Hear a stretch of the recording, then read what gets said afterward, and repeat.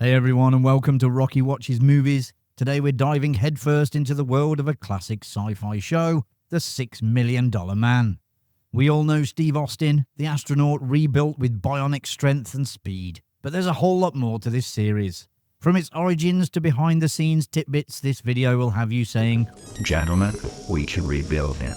We have the technology." So grab your action figure, hit that subscribe button, and let's find out 18 things you never knew about the $6 Million Man. The television series drew inspiration from Martin Caidin's 1972 bestseller Cyborg. This title even served as the show's working name during early development. Caidin capitalized on the novel's success by writing 3 sequels: Operation Nuke, exploring a nuclear weapons black market, High Crystal, and Cyborg 4, which delved into fusing Austin's bionic technology with a spaceplane. Lee Majors' initial reaction to the role was one of hesitation. In an interview, the actor admitted, at first he was really hesitant. The title Cyborg and its description of a character with fantastical abilities like leaping tall buildings raised red flags for Majors. Having witnessed the popularity of the Batman series, a show known for its campy approach, Majors was wary of a similar tone for this project. Reassured by the producers that the series wouldn't be campy, Majors warmed to the concept. Capitalizing on the success of the initial TV movie in 1973, 2 additional films were produced and aired later that same year, paving the way for the series' debut in early 1974. Unlike the series, these movies lacked the signature slow-motion effects and sound design used to emphasize Steve Austin's bionic abilities. Normal speed was used for most actions, with the exception of running scenes which employed trick photography. The series used distinct visual and auditory cues to signal Steve Austin's use of his bionic enhancements. Slow-motion sequences, which were introduced in the first episode, Population Zero, were accompanied by a now iconic electronic sound effect highlighting his superhuman feats. This signature sound effect debuted in Season 1, Episode 4, Day of the Robot. Not during a display of Austin's bionics though, but rather during the final fight scene involving a robotic clone of Major Fred Sloan, played by John Saxon. As ABC greenlit a full series, Majors reportedly advocated for a more nuanced portrayal of Steve Austin. He pushed for a character that was more human and honest, downplaying the constant reliance on his bionic enhancements. Majors also championed a family-friendly approach. This resulted in Austin not really using his abilities to kill people after the first season. This played a significant role in shaping the series as a show suitable for kids, which helped its popularity. The opening credits of The $6 Million Man showcase a harrowing crash sequence. This footage depicts the real-life M2F2 crash from 1967. NASA research pilot Bruce Peterson's lifting body aircraft impacted the ground at roughly 250 miles per hour and rolled violently 6 times. Remarkably, Peterson, severely injured, survived the incident, but he did lose an eye. The episode of Bionic Christmas Carol features a playful meta-reference. As Steve Austin browses a toy store, a $6 Million Man action figure can be seen displayed on the shelf behind the counter. Pre-production for the $6 Million Man's final season in 1977 was marred by a contract dispute involving Lee Majors. Reports indicate he refused to work until his demands were met. This reportedly led producers to consider recasting the lead role, with actors like Gil Gerard, otherwise known as Buck Rogers, and even Harrison Ford being mentioned as potential replacements.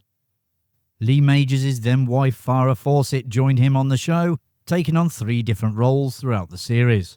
She first appeared as Major Kelly Wood in Season 1's Rescue of Athena 1, then as Victoria Webster in the Season 2 episode The Peeping Blonde. She played Trish Hollander in Season 3's The Golden Pharaoh, before returning as Kelly Wood for the Season 4 episode Nightmare in the Sky. Apparently, the enduring popularity of the $6 Million Man had an unintended consequence. Producers discovered some young fans were attempting to seriously injure themselves, believing it would lead to bionic replacements like Steve Austin's, which isn't really that surprising if true. In response, the producers and Lee Majors himself reportedly wrote a letter to at least one child, emphasizing that the show was fictional and such actions were dangerous. The show's iconic opening credits haven't escaped pop culture's eye. It's been referenced in 2 television commercials, a Coors Light ad from the mid-1990s, and a spot for the 2012 Mazda CX-5 crossover SUV. Staying with the opening credits, the scene depicting an operating theatre actually originated from a different television series entirely. The specific clip was borrowed from a Columbo episode titled A Stitch in Crime. In 1975, a 2-part episode titled The Bionic Woman introduced Jamie Summers, played by Lindsay Wagner, as Steve Austin's love interest. She was given bionic parts, but her body rejected them and she died. However, she was so popular the following season it was revealed that she had survived, having been saved by a cryogenic procedure. She was given her own spin-off series, The Bionic Woman. The Bionic duo's adventures continue beyond the original series. Steve Austin and Jamie Summers reunited in a trilogy of made-for-television movies. The first, The Return of the $6 Million Man and the Bionic Woman, in 1987 brought them back together. Bionic Showdown, The $6 Million Man and the Bionic Woman, in 1989, featured a new addition to the team, a bionic woman played by a young Sandra Bullock in an early role. The 1994 film Bionic Ever After offered a final chapter exploring their future. The $6 Million Man featured Oscar Goldman, played by Richard Anderson, and Rudy Wells, played by Martin E. Brooks, as recurring characters. These characters continued to appear not only in The $6 Million Man, but also its spin-off The Bionic Woman, even after the spin-off moved to a different network. This marked a television first, the same continuing characters appearing on 2 separate series, broadcast on competing networks simultaneously.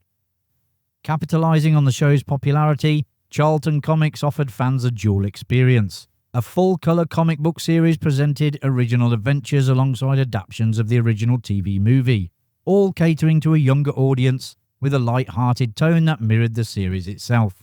For a more mature take, Charlton also published a black and white illustrated magazine. These stories leaned darker and more violent, drawing inspiration from the source novel Cyborg by Martin Caidin, making them a better fit for adult readers, and also had behind-the-scenes articles about the production of the television show. The $6 Million Man almost got a big screen reboot in the 1990s. Writer-director Kevin Smith penned a screenplay for the project, but it ultimately remained unproduced. However, the story didn't disappear entirely.